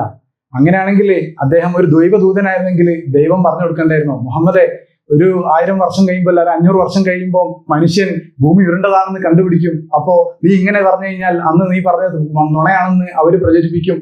അപ്പോ അങ്ങനെയല്ലേ പറയേണ്ടത്, ഭൂമി ഉരുണ്ടതാണെന്ന് പറയണം എന്ന് പറഞ്ഞു കൊടുക്കണ്ടായിരുന്നു. ഇവിടെ മൂത്രമൊഴിക്കാൻ പോകുമ്പോൾ ആയത്തിറക്കി കൊടുത്ത ദൈവം എന്തുകൊണ്ട് ഭൂമി പരന്നതാണെന്നോ പറഞ്ഞ സമയത്ത് തിരുത്താൻ പോയില്ല? അതിൽ നിന്ന് തന്നെ മനസ്സിലാക്കാൻ പറ്റും അദ്ദേഹം ഒരു പ്രവാചകനോ ദൈവദൂതനോ ഒരു മണ്ണാങ്കട്ടയല്ല എന്നത്. അപ്പോൾ ഇനിയും ഒരുപാട് കാര്യങ്ങൾ പറയാനുണ്ട്. അപ്പോൾ ഇത് കൂടുതൽ പറഞ്ഞു കഴിഞ്ഞാൽ അതിനെപ്പറ്റി കൂടുതൽ സംസാരിക്കാൻ കഴിഞ്ഞാൽ ഇന്ന് ഈ സബ്ജക്റ്റ് തന്നെ ഇന്ന് തീരില്ല എന്നുള്ളതുകൊണ്ട് ഞാൻ ഈ 1, 2, 3 കാര്യങ്ങൾ മാത്രമേ സൂചിപ്പിക്കുന്നുള്ളൂ. കൂടുതൽ അറിയേണ്ടവർ വീണ്ടും ജാഫർ ചളിക്കോട് മറ്റൊരു എസൻസിന്റെ വേദിയിൽ തന്നെ ചെയ്ത ഒരു വീഡിയോ ഉണ്ട്, മഹോന്നത കേളികൾ. ഇത് യൂട്യൂബിൽ സെർച്ച് ചെയ്ത് കഴിഞ്ഞാൽ കിട്ടും. അതിൽ 1.5 മണിക്കൂറോളം 2 മണിക്കൂറോളം നീണ്ടു നിൽക്കുന്ന വിശദമായ അദ്ദേഹത്തിന്റെ പരാക്രമണങ്ങളെ കുറിച്ച് സൂചിപ്പിക്കുന്നുണ്ട്. നിങ്ങളത് കാണാം. ഏതായാലും എനിക്ക് ബോധ്യപ്പെട്ടത് എന്താ വെച്ച് കഴിഞ്ഞാൽ, മുഹമ്മദ് എന്ന് പറയുന്നത് അന്നത്തെ ഒരു ഗോത്ര നേതാവും അല്ലെങ്കിൽ ഒരു എന്താ പറയാ, അന്നത്തെ ഒരു മൂപ്പൻ, ഒരു അധോലോക നേതാവ് എന്നൊക്കെ രീതിയിലുള്ള പറയുകയാണെങ്കിൽ ആ രീതിയിലുള്ള ഒരു വ്യക്തി മാത്രമാണ്. എന്താ പറയാ, അന്നത്തെ ഒരു വീരപരിവേഷം എന്ന് പറഞ്ഞു കഴിഞ്ഞാൽ കുറച്ച് അടിമകളും കുറെ പ്രജകളും കുറെ യുദ്ധം ചെയ്ത് ഏരിയകളൊക്കെ കീഴടക്കി ഒരു രാജാവായി ഇങ്ങനെ അങ്ങനെ ഒരു കിങ്ഡം കെട്ടിപ്പടുക്കുക, അങ്ങനത്തെ ഒരു വ്യക്തി മാത്രമാണ്. അല്ലാതെ ഇന്നത്തെ ഒരു സ്റ്റാൻഡേർഡ് വെച്ച് നമ്മൾ അളക്കുകയാണെങ്കിൽ ഒരു മഹോന്നതനോ വീരനോ ശൂരനോ ഒന്നുമല്ല. ഇന്ന് നമ്മൾ ഇന്നത്തെ ഒരു മൊറാലിറ്റിയുടെ ഒരു സ്കെയില് നമ്മൾ കമ്പയർ ചെയ്ത് കഴിഞ്ഞാൽ നമുക്ക് ഒരു പക്ഷേ പറയേണ്ടി വരും, നമ്മളുടെ ചുറ്റുമുള്ള ഏറ്റവും മോശപ്പെട്ട ആളേക്കാൾ മോശമാണ് ആ വ്യക്തി എന്ന് ചിലപ്പോൾ ഒരു പക്ഷേ നമുക്ക് പറയേണ്ടി വരും. അപ്പോൾ അതൊക്കെ നമ്മൾ ചിന്തിക്കാനും ഇതിനെപ്പറ്റി അനലൈസ് ചെയ്യാനും എന്താണോ യാഥാർത്ഥ്യം മനസ്സിലാക്കാനും തയ്യാറാകുന്ന ഒരു ജനതയാണ് നമ്മൾ വാർത്തെടുക്കേണ്ടത്. ഇപ്പോൾ ഇത് വായിക്കുമ്പം ഇപ്പോൾ നമ്മുടെ നാട്ടില് നബിദിനം വളരെ ഗംഭീരമായിട്ട് കൊണ്ടുവരാറുണ്ട്. പ്രത്യേകിച്ച് മലബാറിലൊക്കെ ആണെങ്കിൽ ഭയങ്കര. ഇപ്പം ഞാനൊക്കെ ചെറുപ്പത്തിൽ നബിദിനത്തിന് ഭയങ്കര കലാപരിപാടികളിലും പിന്നെ പ്രസംഗവും പാട്ടുമൊക്കെ പങ്കെടുക്കുകയായിരുന്നു. അപ്പം നബിയുടെ മഹദുബാകുക എന്നുള്ള ഭയങ്കര.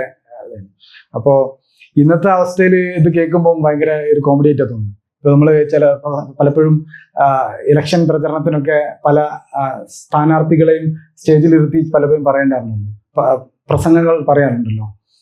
ഒരുപക്ഷെ ഒരു നൊട്ടോറിയസ് മാൻ ആയിരിക്കും ആ സ്ഥാനാർത്ഥിയായിട്ട് അവിടെ നിൽക്കുമ്പോൾ അന്ന് മത്സരിക്കുന്നത്. പക്ഷെ അവരുടെ സുഹൃത്തുക്കൾക്ക് അയാളെ പറ്റി വളരെ വർണ്ണിച്ച് പറയേണ്ടി വരും. വളരെ മാന്യനും നീതിമാനും അല്ലെങ്കിൽ പാവങ്ങളെ സഹായിക്കുന്നവരും 5 വയസ്സ് വരെ ആർക്കും കൊടുത്തിട്ടുണ്ടാവില്ല എന്നാണ് പറയുന്നത്. നീതിമാനും അല്ലെ സാമ്പത്തികമായിട്ട് പാവങ്ങളെ സഹായിക്കുന്നവനും ഒക്കെ ആയ ഒരു വ്യക്തിയാണ് നമ്മൾ സ്ഥാനാർത്ഥിയെ നിർത്തിയത്. അതുപോലെയാണ് ഇന്ന് നബിദിനത്തിന് ഈ ചെറിയ പിള്ളേര് പ്രസംഗം പറയുമ്പോൾ നമുക്ക് തോന്നുന്നത്.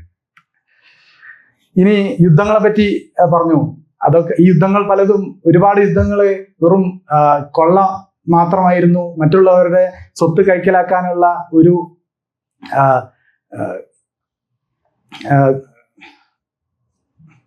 മറ്റുള്ളവരുടെ സ്വത്തുകൾ കൈക്കലാക്കാനുള്ള ഒരു കൊള്ള മാത്രമായിരുന്നു എന്ന് മനസ്സിലാക്കാൻ പറ്റും. അപ്പോൾ അതിൽ തന്നെ ബദർ യുദ്ധം എന്നുള്ളത് വളരെ ഇമ്പോർട്ടൻ്റ് ആയിട്ടുള്ള വളരെ പ്രീഷ്യസ് ആയിട്ടുള്ള ഒരു യുദ്ധമായിട്ടാണ് ഇസ്ലാം മത വിശ്വാസികൾ കരുതുന്നത്. നോമ്പിന് ഈ ബദരീങ്ങളാണ്ട് വളരെ വിപുലമായിട്ട് തന്നെ ആഘോഷിക്കുന്ന ചടങ്ങൊക്കെ ഉണ്ട്. ഇപ്പൊ ഞാനൊക്കെ അതിലൊക്കെ പങ്കാളിയായ മരിച്ചതായിരുന്നു. പിന്നീട് മനസ്സിലായി ഇത് ഒരു വെറും കൊള്ള മാത്രമായിരുന്നു എന്നുള്ളത്. മറ്റൊരു ഗോത്രത്തിന്റെ സമ്പത്ത് തട്ടിയെടുക്കാൻ വേണ്ടി വളരെ ആസൂത്രിതമായിട്ട് ആക്രമിച്ച് കീഴടക്കിയ ഒരു യുദ്ധം മാത്രമായിരുന്നു എന്നുള്ളത്. ഇതിനെപ്പറ്റിയും വളരെ വിശദമായിട്ട് ലിയാഖത്ത് അലി നടത്തിയ ഒരു പ്രസംഗത്തിന്റെ ഒരു ക്ലിപ്പ് യൂട്യൂബിൽ ഉണ്ട്. താല്പര്യമുള്ളവർക്ക് അത് കണ്ടു കഴിഞ്ഞാൽ അതിന്റെ പൂർണ്ണ വിവരം അറിയാൻ സാധിക്കും.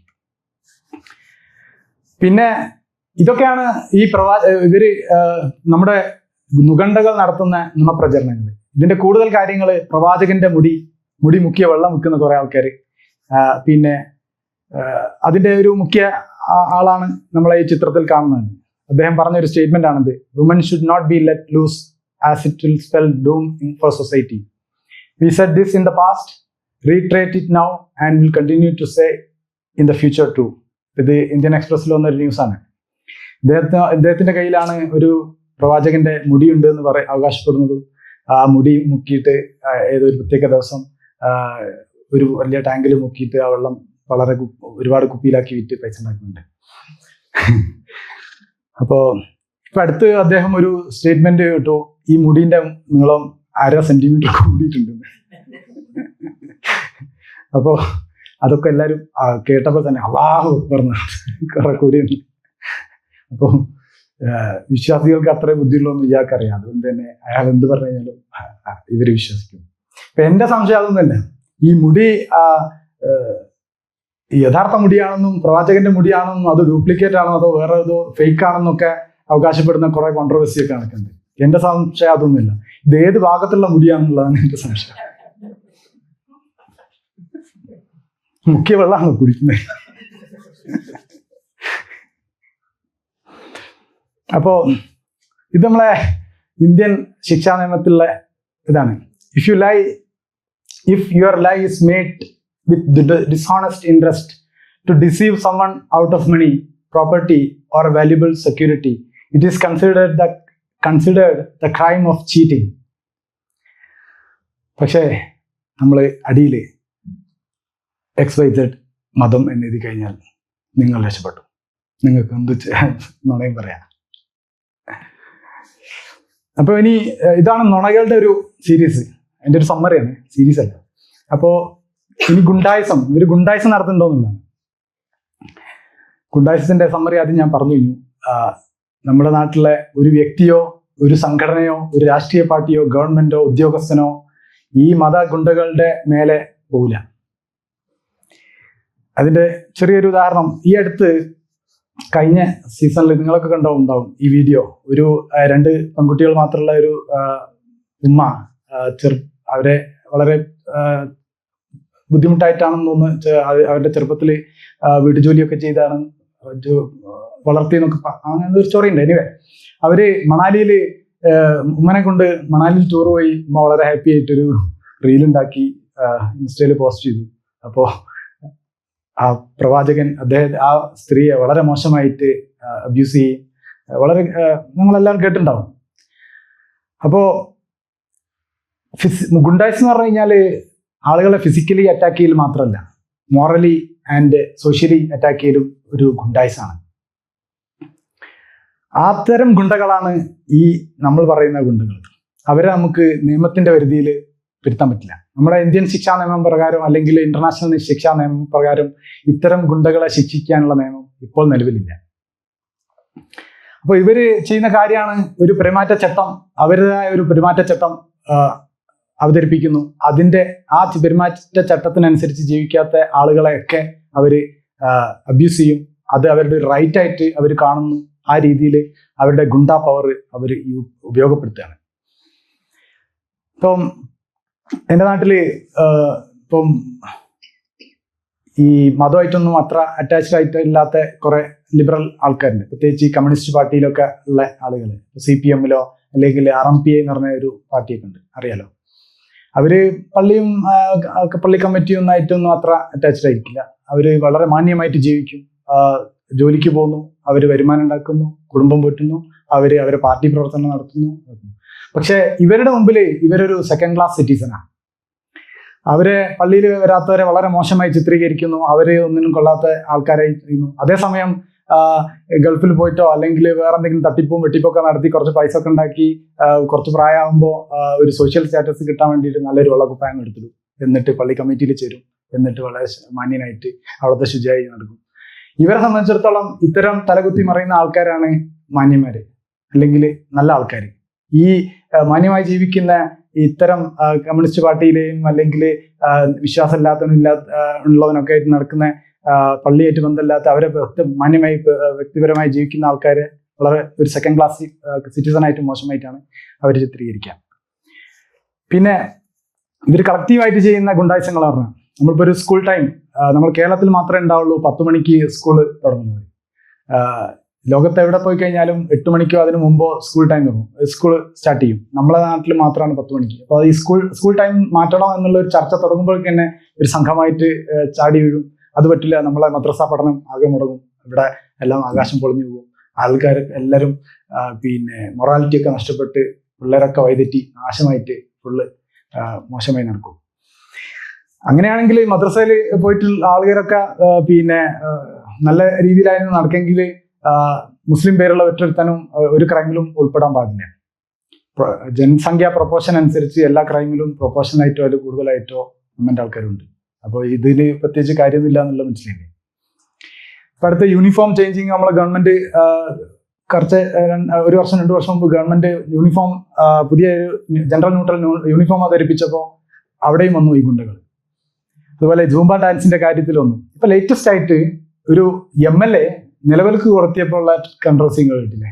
അപ്പോ നീലക്കുറുക്കൻ അറിയാതെ പോയി ഇത് നിലവിളക്ക് ഇങ്ങനത്തെ കുറെ ചിന്തകൾ മനസ്സിലേക്ക് ഉണ്ട്. പക്ഷെ മറ്റുള്ളവരെ അറിയിക്കുന്ന ഇങ്ങനെ ഉണ്ടാകാൻ നിൽക്കും, അറിയാതെ എപ്പോഴെങ്കിലുമൊക്കെ ആണ് പറഞ്ഞു പോകും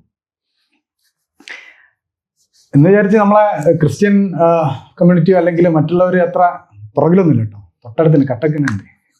അപ്പോൾ ഇപ്പം അടുത്ത് കണ്ട 2 ഇൻസിഡൻ്റ് ആണ്. ഒന്ന് എൻ്റെ ഫ്രണ്ടിന് തന്നെ പറഞ്ഞതാണ്. എൻ്റെ ഹൗസ് മേറ്റിൻ്റെ അവൻ്റെ സുഹൃത്തിന് കല്യാണത്തിന് വേണ്ടി പള്ളിയെ സമീപിച്ചപ്പോൾ അച്ഛൻ ഡിമാൻഡ് വെച്ചു, പള്ളിയിലേക്ക് ഒരു പ്രൊജക്ടർ വേണം, പിന്നെ വേറെ കുറച്ച് അറ്റകുറ്റപ്പണികളൊക്കെ നടത്തുന്നുണ്ട്, ഇതിന് കുറച്ച് കാശ് വേണം, ഈ കാശ് തന്നാലേ നമ്മൾ കല്യാണത്തിന് സഹകരിക്കുന്നുള്ളൂ, അല്ലെങ്കിൽ നമ്മൾ സഹകരിക്കില്ല. പാവം വിശ്വാസം ഉണ്ടായിട്ടായിരിക്കില്ല, പക്ഷെ ഒരു സോഷ്യൽ സിറ്റുവേഷൻ അല്ലെങ്കിൽ അവർ സോഷ്യലി ഐസൊലേറ്റ് ചെയ്യപ്പെടുന്നുള്ള ഭയം കാരണം അവർ ഇത്തരം ഭീഷണികൾക്ക് വഴങ്ങേണ്ടി വരികയാണ്. മറ്റൊരു സംഭവം നമ്മളിപ്പോൾ അടുത്ത് കണ്ടിട്ടുണ്ടാവും, ഒരു വീഡിയോ പ്രചരിക്കുന്നത് ഒരു കാനഡയിലാണെന്ന് തോന്നുന്നു. 8 ലക്ഷം രൂപ 8 ലക്ഷം രൂപ ആവശ്യപ്പെട്ടു കല്യാണം നടത്താൻ വേണ്ടി. അപ്പോൾ ഈ 8 ലക്ഷം കയ്യിലില്ലെങ്കിൽ ബാങ്ക് ലോൺ എടുത്താൽ മതി, എന്നിട്ട് പള്ളീൻ്റെ ആവശ്യത്തിന് തരണം, ഇല്ലെങ്കിൽ പള്ളി ഇതിന് സഹകരിക്കില്ല എന്നുള്ളത് വളരെ ഓപ്പണായി പറയുന്നു. അതിൻ്റെ വോയിസ് ക്ലിപ്പ് പ്രചരിക്കുന്നത് കണ്ടിരുന്നു. നിങ്ങൾ പലരും കേട്ടിട്ടുണ്ടോ, നമ്മളെ ഗ്രൂപ്പിൽ അത് വന്നിരുന്നു തോന്നുന്നു. അപ്പോൾ ഒരു ക്രിസ്ത്യൻ വ്യക്തിക്ക് കല്യാണം കഴിക്കണമെങ്കിൽ പള്ളിയായിട്ട് സഹകരിക്കണമെന്നുണ്ടെങ്കിൽ ഇവരെ തൃപ്തിപ്പെടുത്തിയേ പറ്റുള്ളൂ.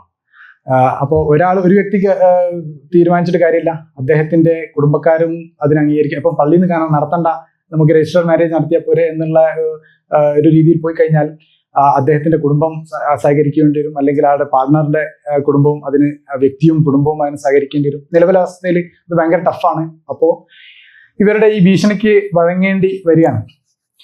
അപ്പോൾ ഇത് ചെറിയ ഒരു ലിസ്റ്റ് മാത്രമാണ്. ഇതുപോലെ ഒരുപാട് കാര്യങ്ങൾ നടക്കുന്നുണ്ട്. ഹിന്ദു കമ്മ്യൂണിറ്റിയിൽ റിലേറ്റീവ്ലി ഇങ്ങനെ ഒരു ഓർഗനൈസ്ഡ് ആയിട്ട് അല്ലാത്തതുകൊണ്ടും ഒരു ഹയറാർക്കി ഇല്ലാത്തതുകൊണ്ടും ഈ ഒരു ഭീഷണി താരതമ്യേന കുറവാണ്. എന്നാലും തട്ടിപ്പിൽ നമ്മൾ കുറച്ചുകൂടിയൊക്കെ സഹകരിച്ചു പോകും. ഒരു ഗോപൻ സ്വാമിനൊക്കെ ക്രിയേറ്റ് ചെയ്യാൻ നമുക്കൊരു അവസരം കിട്ടിയാൽ നമ്മളത് ചെയ്യും. എന്നിട്ട് കുറച്ച് നിങ്ങൾ പോലും അറിയാത്ത രീതിയിൽ കുറച്ച് ജനങ്ങളൊക്കെ ഊറ്റി പൈസ ഉണ്ടാക്കി ജീവിക്കും, അത്രേ ഉള്ളൂ. ഭീഷണിപ്പെടുത്താനുള്ള ഒരു സ്കോപ്പില്ല, അല്ലെങ്കിൽ അതിനുള്ളൊരു അവസരം ഇല്ലാത്തതുകൊണ്ട് അവർ ഭീഷണിയോ ഗുണ്ടായിസൊന്നും വളരെ പ്രൊമിനൻ്റ് ആയിട്ട് നടക്കുന്നില്ല. ഇനി ഇങ്ങനെയൊക്കെ ചെയ്യുന്നതുകൊണ്ട് ഇപ്പോൾ വ്യക്തികൾക്ക് മാത്രമാണോ പ്രശ്നം, അത് പൊതുജനങ്ങൾക്കും പ്രശ്നമുണ്ടോ? ഉണ്ട്. നമ്മളെ കേരളത്തിലെയും ഇന്ത്യയിലൊക്കെ ഒരു സാമൂഹിക ചുറ്റുപാട് എന്ന് പറഞ്ഞു കഴിഞ്ഞാൽ ഒരു മത നിയമങ്ങളുടെ അടിസ്ഥാനത്തിൽ ചിട്ടപ്പെടുത്തിയെടുത്ത ഒരു സാമൂഹിക സാംസ്കാരിക ചുറ്റുപാടുകളാണ്. അപ്പം അത് നമ്മുടെ രാജ്യത്തിന്റെ പുരോഗതിയെ ബാധിക്കുന്നുണ്ട് എന്നുള്ളത് നിങ്ങൾക്കൊക്കെ ബോധ്യപ്പെടുന്നുണ്ടാവും. എത്രത്തോളം നമ്മുടെ ഈ മത അന്ധകാരങ്ങളോ അല്ലെങ്കിൽ മതപരമായിട്ടുള്ള ഒരു ചുറ്റുപാട് അല്ലെങ്കിൽ ഒരു സാമൂഹിക സെറ്റപ്പ് നമ്മുടെ ഗ്രാമങ്ങളിലൊക്കെ ഉള്ളതുകൊണ്ട് നമ്മുടെ ജനങ്ങളുടെ വളർച്ചയും സമൂഹത്തിന്റെ വളർച്ചയും ഗവൺമെന്റിന്റെ വരുമാനത്തെയൊക്കെ എത്രത്തോളം അത് പിന്നോട്ടടിപ്പിക്കുന്നുണ്ട് എന്നൊക്കെ മനസ്സിലാവും. ഇന്ന് ഓരോ ഗ്രാമങ്ങളിലും ഒരു മുസ്ലിം ഡോമിനേറ്റഡ് മേഖലയാണെങ്കിൽ അവിടെ ഒരു പള്ളിയും അവരുടെ കമ്മിറ്റിയും അവരുടെ ഒരു സംവിധാനത്തിന്റെയും അടിസ്ഥാനത്തിലായിരിക്കും അവിടുത്തെ ഒരു സാമൂഹിക സെറ്റപ്പ്. അല്ലെങ്കിൽ ഒരു ഹിന്ദു ഡോമിനേറ്റഡ് ആണെങ്കിൽ ഒരു അമ്പലവും ഒരു പൂജാ പ്രവർത്തനങ്ങളും അതിനുമായിട്ട് ബന്ധപ്പെട്ട ഒരു രീതിയിലായിരിക്കും അവിടുത്തെ സെറ്റപ്പ്. ഒരു ക്രിസ്ത്യൻ കുറച്ചൊരു തെക്കോട്ട് പോയി കഴിഞ്ഞാൽ അവിടെ ഒരു ക്രിസ്ത്യൻ പള്ളിയും ആ പള്ളിയും ബന്ധപ്പെട്ട ആയിട്ടും സെറ്റപ്പ്. അപ്പോൾ അതേസമയം യഥാർത്ഥത്തിൽ ജനങ്ങൾക്ക് സോഷ്യലൈസ് ചെയ്യാനുള്ള മാർഗങ്ങളൊക്കെ അല്ലെങ്കിൽ ഒരു കോമൺ പ്ലാറ്റ്ഫോം ഉണ്ടാക്കാനുള്ള ഒരു സാഹചര്യം തന്നെ നഷ്ടപ്പെട്ടുകൊണ്ടിരിക്കുകയാണ്. അപ്പോൾ ഈ ജനങ്ങളെ ഈ മത അന്ധകാരത്തിൽ നിന്നും അല്ലെങ്കിൽ ഇത്തരം കമ്മ്യൂണിറ്റി ബേസ്ഡ് കമ്മ്യൂണിറ്റി ബേസ്ഡ് ആയിട്ടുള്ള സെറ്റപ്പുകളിൽ നിന്ന് മാറി നിന്ന് പൊതുവായിട്ട് ജനങ്ങൾക്ക് എല്ലാവർക്കും ഗുണമുള്ള ഒരു സംവിധാനം നിർമ്മിക്കാനായിരിക്കണം ജനങ്ങൾ ശ്രമിക്കേണ്ടത്. ഇപ്പോൾ ഞാൻ പറയാറുണ്ട്, നമ്മൾ ഈ പള്ളിയോ അമ്പലങ്ങളും ഉണ്ടാക്കുന്നതിന് പകരം നമ്മളൊക്കെ ഇവിടെ കാണുന്ന പോലെ ഒരു സ്പോർട്സ് കോംപ്ലക്സോ അല്ലെങ്കിൽ റിക്രിയേഷൻ കോംപ്ലക്സോ ഉണ്ടാക്കട്ടെ. ഒരു പള്ളി ഉണ്ടാക്കാൻ 5 കോടി ചെലവഴിക്കുമ്പോൾ ഒരു 2 കോടി ചെലവഴിച്ചു കഴിഞ്ഞാൽ വളരെ ഭംഗിയായിട്ടുള്ള വളരെ നല്ല ഒരു സ്പോർട്സ് കോംപ്ലക്സ് സംവിധാനം നമുക്ക് ഉണ്ടാക്കാൻ പറ്റും. അതിലൂടെ ജനങ്ങൾക്ക് അവരുടെ ആരോഗ്യത്തിനും മാനസികമായ വളർച്ചയ്ക്കും കായികപരമായിട്ടും സ്പോർട്സ് പരമായിട്ടുള്ള എല്ലാ ഉയർച്ചയ്ക്കും അത് കാരണമാകും. ഇന്ന് നിലനിൽക്കുന്ന പള്ളികളുടെയും അമ്പലങ്ങളുടെയും ചർച്ചുകളുടെ എണ്ണത്തിന്റെ ഒരു പകുതിയെങ്കിലും ഇത്രയും സംവിധാനങ്ങൾ ഉണ്ടെങ്കിൽ, ഇത്രയും ജിമ്മുകളും ഒക്കെ ഉണ്ടെങ്കിൽ ജനങ്ങൾക്ക് ഒരുപാട് ഉയർച്ചയ്ക്കുള്ള സാധ്യതകൾ ഉണ്ടാക്കും. അപ്പോൾ ഈ മതപ്രചാരണം കൊണ്ട് നമ്മൾ ഫേസ് ചെയ്യുന്ന ഒരു പ്രശ്നം എന്ന് വെച്ച് കഴിഞ്ഞാൽ, ജനങ്ങളുടെ ഈ ക്രൗഡ് ഫണ്ടിങ് മുഴുവനായിട്ടും ഈ മതകാര്യങ്ങളിലേക്ക് അട്രാക്ട് ചെയ്യപ്പെടുകയാണ്. അത് മറ്റുള്ള കാര്യങ്ങൾക്ക് വേണ്ടി ചെലവഴിക്കപ്പെടാൻ സാധ്യതയുള്ള ഫണ്ടുകൾ മൊത്തം ഒരു പോക്കറ്റിൽ ഈ അന്ധകാരത്തിന്റെ ആവശ്യങ്ങളിലേക്ക് വഴിതിരിച്ചപ്പെടുകയാണ്. അപ്പോൾ അതുപോലെ discouraging entertainment and cultural growth, parallel policing. ഇവിടെ മറ്റൊരു parallel policing and parallel government സംവിധാനം ഉള്ളപ്പോൾ നമ്മുടെ ഗവൺമെന്റിനെ ഗവൺമെന്റ് പ്രവർത്തനങ്ങളെ ഇങ്ങനെ ചാലഞ്ച് ചെയ്യാണ്. ഗവൺമെന്റ് ഒരു പോളിസി ഇൻട്രൊഡ്യൂസ് ചെയ്യാൻ വരുമ്പോഴേക്ക് അത് ഞങ്ങളുടെ മതത്തിന് ഈ പ്രശ്നം ഉണ്ടാക്കുന്നു, അതുകൊണ്ട് ഇത് പറ്റൂല എന്നുള്ള രീതിയിലുള്ള ശബ്ദങ്ങൾ അല്ലെങ്കിൽ അവർ ശക്തമായിട്ട് പ്രതികരിക്കുമ്പോൾ അല്ലെങ്കിൽ അതിനെ പ്രതിഷേധിക്കുമ്പോൾ ഗവൺമെന്റ് ബാക്കൗട്ട് ചെയ്യേണ്ടിയിരിക്കുകയാണ്. അല്ല, ബ്രെയിൻ ഡ്രെയിൻ. ഇന്ന് യുവാക്കളിൽ അപ്പർ മിഡിൽ ക്ലാസ് ഫാമിലിയിലുള്ള ഓരോ വളർന്നു വരുന്ന ജെൻസി സ്റ്റുഡന്റിന്റെയും അല്ലെങ്കിൽ ജെൻസിയുടെയും ഡ്രീം എന്ന് പറഞ്ഞാൽ ഏതെങ്കിലും ഒരു വെസ്റ്റേൺ കൺട്രീസിലേക്ക് മൈഗ്രേറ്റ് ചെയ്യുക എന്നുള്ളതാണ്. കാരണം ഈ ഒരു കൺസർവേറ്റീവ് കൾച്ചറിൽ നിന്നും അവർക്ക് അവിടെ ജീവിക്കാൻ താല്പര്യമില്ല. എങ്ങനെയെങ്കിലും ഫ്രീഡം തേടി അവർ നാട് കടക്കണം എന്നുള്ള ഒരൊറ്റ ലക്ഷ്യം മാത്രമേ ഉള്ളൂ. അത് നമ്മളെ എക്കണോമിനെയും നമ്മളെ ഉയർച്ചയെയും നമ്മുടെ പുരോഗതിയെയും നമ്മുടെ എല്ലാ കാര്യത്തിനെയും ബാധിക്കുന്നുണ്ട്. പ്രത്യേകിച്ച് നമ്മുടെ സൊസൈറ്റിയിലെ ഏറ്റവും ബെസ്റ്റ് ക്രീം ക്ലാസ് ആയിരിക്കും മൈഗ്രേറ്റ് ചെയ്യപ്പെടുന്നത്. അപ്പോൾ ആ ഒരു നാട്ടിലെ ഏറ്റവും നല്ല സ്റ്റുഡൻ്റ് ആണെങ്കിൽ ആ സ്റ്റുഡൻ്റ് ആയിരിക്കും പുറത്തേക്ക് പോകുന്നത്. ഇപ്പോൾ NIT-യിലും ഇപ്പോൾ ഞാൻ NIT പഠിച്ചതാണ്. NIT-യിലും IIT-കളിലൊക്കെ പഠിച്ചിറങ്ങുന്ന ഭൂരിഭാഗം കുട്ടികളും പുറത്താണ്.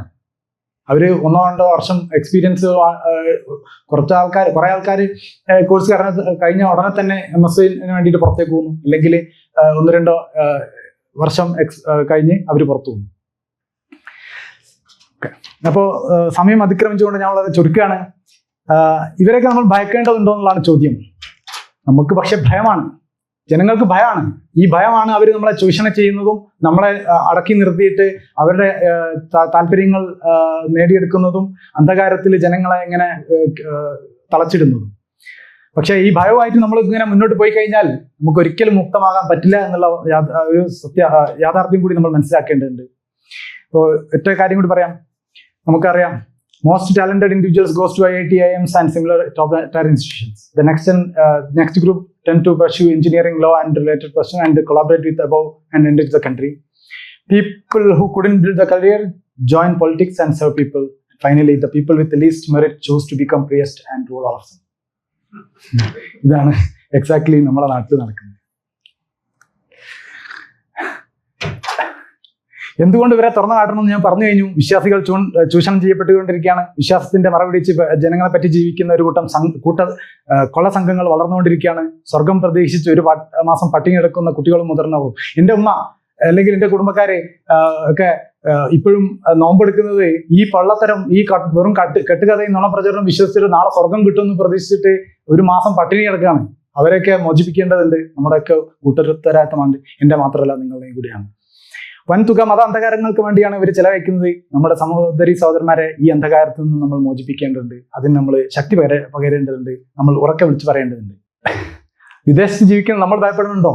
ഉണ്ട്. കാരണം ആ അന്ധകാരം ഇവരേക്കും ഇമ്പോർട്ട് ചെയ്യപ്പെടുകയാണ്. ഇപ്പം റീസെൻ്റായി നമ്മൾ കൊണ്ട് ഒരു ആന്റിസെമിറ്റിസം എന്ന് പറഞ്ഞിട്ട് ഒരു അറ്റാക്ക് നടന്നിട്ടുണ്ട്. ഇന്ന് ആന്റിസെമിറ്റിസം ആണെങ്കിൽ നാളെ മറ്റൊരു രീതിയിലുള്ള ഐഡിയോളജിക്കൽ അറ്റാക്ക് ആയിരിക്കും നടക്കുക. അപ്പോൾ നമ്മൾ ഇത്രയും വിഭവസമൃദ്ധമായ ലിബറൽ കമ്മ്യൂണിറ്റിയുള്ള 50% നോൺ ബിലീവേഴ്സുള്ള കാനഡയിൽ പോലും ഇങ്ങനെ ചെയ്യുന്നുണ്ടെങ്കിൽ, ഇത്തരം ഒരു ഇൻഫ്രാസ്ട്രക്ചർ ഇവിടെ ഉള്ള സമയത്ത് പോലും ആളുകൾ ഈ അന്ധകാരത്തിൽ നിലക്കുന്നുണ്ടെങ്കിൽ നമുക്ക് വളരെ മാന്യമായിട്ട് അവരോട് പറയണം, സുഹൃത്തെ, നിങ്ങൾ ചെയ്യുന്നത് മണ്ടത്തരമാണ് എന്ന് നമുക്ക് വളരെ മാന്യമായിട്ട് വളരെ വിനയത്തോടു കൂടി അദ്ദേഹത്തോട് അങ്ങനത്തെ ആളുകളോട് പറയാൻ നമ്മൾ ശീലിക്കണം. അല്ലെങ്കിൽ അത് ആ ഒരു സ്കില്ല് നമ്മൾ ഗെയിൻ ചെയ്യണം മാത്രം പറയാം. ഇനിയിപ്പോൾ ഈ പിന്നെ ഈ നിഘണ്ടകൾ അവർ ഹാപ്പിയാണോ? അവർ ഹാപ്പിയല്ല. ആർദേ ലൈൻ അത് അവർ മനഃപൂർവ്വം പറയുന്നതാണോ? അല്ല. അവർ പഠിച്ച കുറെ കാര്യങ്ങൾ ഇങ്ങനെ റിപ്പീറ്റ് ചെയ്തുകൊണ്ടിരിക്കുകയാണ്. ആർദേ പെയ്ഡ് വെൽ? നോ. ഈ അറ്റ്ലീസ്റ്റ് ഈ മുസ്ലിം കമ്മ്യൂണിറ്റിയിലെ പ്രിയസ്റ്റിന്റെ മൊല്ലാക്കന്മാരെ കാര്യം എനിക്കറിയാം. അവർ വളരെ ലീസ്റ്റ് ആയിട്ട് പേ ചെയ്തുകൊണ്ടിരിക്കുന്നത്. അവർക്ക് വളരെ ചെറിയ ഇൻകേ ഉള്ളൂ. ഒരു കാര്യം വരുമ്പോൾ അവർ ജനങ്ങൾ മുമ്പിൽ കൈയാട്ടിയിട്ടാണ് അവരെ കാര്യങ്ങൾ നേടിയെടുക്കുന്നത്. പിന്നെ അതുപോലെ അവർക്ക് ഇഷ്ടമുള്ള ഒരു ഡ്രസ്സ് ഇട്ട് നടക്കാൻ പറ്റുമോ? എല്ലാവരും ജീൻസും ടീഷർട്ടോ അല്ലെങ്കിൽ വേറെ എന്തെങ്കിലും ഡ്രസ്സൊക്കെ ഇട്ട് നടക്കുമ്പോൾ ഇവർക്ക് ഈ കോമാളി വേഷം നട്ട് നടക്കണം. അപ്പോൾ അതിൻ്റെ ഒരു ഫ്രസ്ട്രേഷൻ കൂടിയാണ് പലപ്പോഴും ഇങ്ങനെ ചെയ്യുന്നത് പലപ്പോഴും എനിക്ക് തോന്നിയിട്ടുണ്ട്. അറിയില്ല കറക്റ്റാണ്. അപ്പോൾ അതുപോലെ അവർക്ക് വേറെ എന്തെങ്കിലും ഫൺ ആക്ടിവിറ്റിയിൽ പങ്കെടുക്കാൻ പറ്റുമോ? എൻ്റെ ഒരു സുഹൃത്തുണ്ടായിരുന്നു പ്രിയസ്റ്റ്. അദ്ദേഹത്തോട് ഞാൻ ഒരു ദിവസം ചോദിച്ചു, വോളിബോൾ കളിക്കാൻ വരുന്നുണ്ട്. വോളിബോൾ കളിക്കാൻ ആഗ്രഹമുണ്ട്, പക്ഷെ എന്ത് ചെയ്യുക, നമ്മൾ പള്ളിയിൽ വെച്ച് ചിലപ്പോൾ നാളെ എൻ്റെ ജോലി പോകും. അപ്പോൾ അവർ ഒരു ഫുട്ബോൾ കളിക്കുന്നത് വോളിബോൾ കളിക്കുന്നത് വളരെ മോശമായിട്ടാണ് അവർ കാണുന്നത് എന്ന് വിചാരിച്ച് ഇവരെ നമ്മളിങ്ങനെ കുറ്റി പറഞ്ഞ് വെറുതെ തള്ളുകയാണോ വേണ്ടി? നോ. അവരെ നമ്മൾ റിഹാബിലിറ്റേറ്റ് ചെയ്യണം. അവരെ പറഞ്ഞ എനിക്ക് സുഹൃത്തെ വളരെ മാന്യമായിട്ട് നിങ്ങൾ ഈ കള്ളത്തരമാണ് പറഞ്ഞ് ഇവരെ പരിചരിപ്പിക്കുന്നത്. നിങ്ങൾക്ക് മാന്യമായി ജോലി ചെയ്ത് ജീവിച്ചൂടെ? നമുക്കൊരു ജോലി കണ്ടുപിടിക്കാം. പിന്നെ സ്കില്ല് ചെയ്ത് കഴിഞ്ഞാൽ നിങ്ങൾക്ക് മാന്യമായിട്ട് സത്യസന്ധമായിട്ട് ജോലി ചെയ്തിട്ട് ജീവിക്കാൻ പറ്റുമെന്നും നമുക്ക് വളരെ വിനീതമായിട്ട് അവരോട് ഉപദേശിക്കാൻ പറ്റും. എന്നിട്ട് അവരെ നല്ല ഒരു പ്രൊഡക്റ്റീവായിട്ടുള്ള ഒരു സൈഡിലേക്ക് അവരെ വൈതിരിച്ച് വിടുകയാണ്. അല്ലാതെ അവരെ വെറുക്കുകയും അല്ലെങ്കിൽ ഐസൊലേറ്റ് ചെയ്ത് നിർത്തിയല്ല വേണ്ടത്. അപ്പോൾ ഇനി നിങ്ങളോട് ഞാൻ ചോദിക്കുകയാണ്, ഇവരെ ഈ കാര്യത്തിൽ നിന്നും പിന്തിരിപ്പിക്കാൻ വേണ്ടിയിട്ടും ഒരു ഗ്രോത്ത് ഓറിയന്റഡ് ആയിട്ടുള്ള ഒരു സൊസൈറ്റിനെ ബിൽഡ് ചെയ്യാൻ വേണ്ടിയിട്ടും നമ്മുടെ സുഹൃത്തുക്കളെയും മറ്റവരെയും ഈ അന്ധകാരത്തിൽ നിന്നും മോചിപ്പിക്കാൻ വേണ്ടി നമുക്ക് എന്ത് ചെയ്യാൻ പറ്റും? അതിൻ്റെ സോഴ്സിൽ നിന്ന് തന്നെ, ഇതിൻ്റെ ഒറിജിൻ എവിടെ നിന്നാണോ ആ സോഴ്സിൽ നിന്ന് തന്നെ ആ ഒരു ഇഷ്യൂ നമ്മൾ ഫിക്സ് ചെയ്യാതെ ഇതൊരിക്കലും സോൾവ് ചെയ്യാൻ പോകുന്നില്ല. അതുകൊണ്ടാണ് ഞാൻ ഈ ചോദ്യം നിങ്ങൾക്ക് കിട്ടിയിരുന്നത്. വളരെ വൈകിപ്പോയി, കുറച്ച് ഫാസ്റ്റായി പോകേണ്ടി വന്നു. അപ്പം those who can make you believe absurdities can make you commit atrocities all time. Thank you.